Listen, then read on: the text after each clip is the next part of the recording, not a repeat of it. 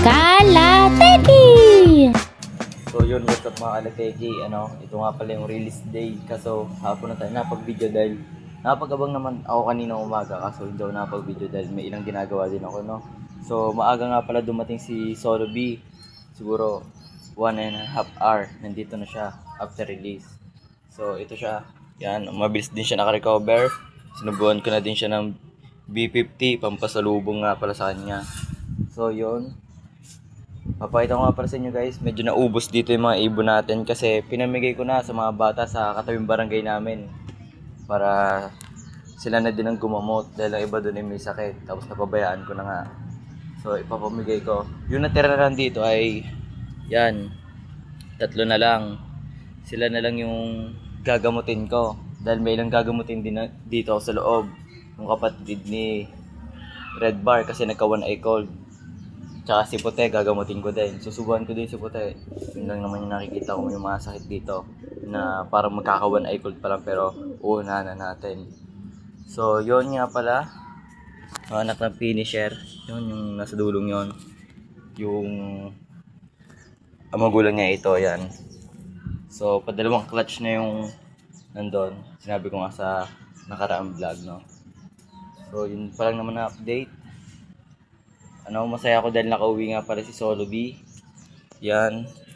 Sa sunod na karga atay hindi ko palang sure kung saan. Yan. Yan nga palang patukan niya. Binigyan ko siya ng pellets, pampasalubong para tumaba naman kahit papano dahil pagka uwi niya, landing agad. Nung hinawakan ko yung payat. Sayang at hindi ko na ipuling. Natingnan sana ang speed kung gaano kabilis. So, yun. Yan, katapos ko nga lang pala magpatuka. Yan nga pala, nandyan nga pala ang ating mga Enigma pliers. Yan, malapit na ito mawala. Kasi may buyer tayo na. Tropa lang din. So yan. Yan, parang pagaling naman na yung one eye cold niya. Dahil may nahalo tayo sa tubig. Probiotics na halo natin guys. Tapos, bala ko muna hiwala yung pinapares ko sa Puti tsaka kay Pogi dahil pares silang lugon. Ay, pares lugon si Pogi tsaka si Puti tsaka si Pogi. Lugon na lugon. Ay, ang bala ko ipapogiin ko muna silang dalawa bago bigyan ng pares. Tulad nito, nagre-recover pa lang. Galing sa alak, kaya nakiwalay din siya. Bumalik nga pala yung binigay natin sa bata, yan nasa taas oh. Nakita ng daddy ko kanina umaga dito sa taas ng loop. Kaya sabi ko, ay bumalik yung binigay ko sa bata. Malapit lang naman kasi yung bata, taga dito lang, di sa kabilang barangay. Yung mga unang pinagbigyan ko ay taga doon. Yan, taga doon. Basta hindi kita sa cellphone dahil malabo ang ating camera. Tapos ang kabila naman ay taga doon, sa dulo, sa baba ng tulay.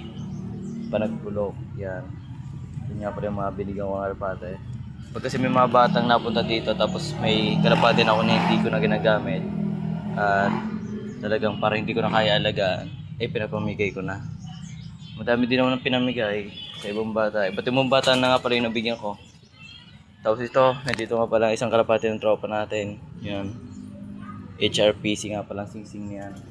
Hindi ko pa lang kasi mapapasok dahil may binubiewing pa tayong isa doon sa labas.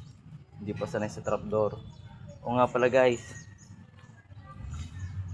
wala pa ring balita sa mga may-ari ng mga tao. Pag hindi nila nakita siya, ako nang magbibreed na yan. Ihahabol ko sa SDR. Mag-uuna na ako sa SDR ng 1 bat para advance na. Dahil ang bala ko dito ay pang SDR na lahat. Pati yung dalawang red bar ko doon, SDR na yun, palag na yun. Tapos yun, yung first clutch ng finisher, SDR ko yun. Para ayos-ayos, madaming panlaro, madaming aabangan. So, siguro mga 2 clutch pa sa 3 to. Tapos magbe-breed naman ako dito sa 3. Yan, prepare ko na itong 3. Pagtapos nila, ito pagpapahingayin ko dahil nga baka malaspag. Ay hindi pa naman ulit natatry. So, sayang lang talaga nangihinayang ako sa Dirty Blue Bar na anak nila Grisel dahil hindi nasingsingan. nakalimutan ko. Doon ako nanghihinayang. Sana 5 yung panlaro natin. Yung naging 4. So, ang goal ko na panlaro sa SDR ay mga 15. Para madami talaga akong aabangan, no? So, yun lang naman ang balita ngayong araw. Sa susunod na video nga pala, ay magsusubo na ako ng mga gamot para sa may mga one eye cold natin, tsaka sa may alak.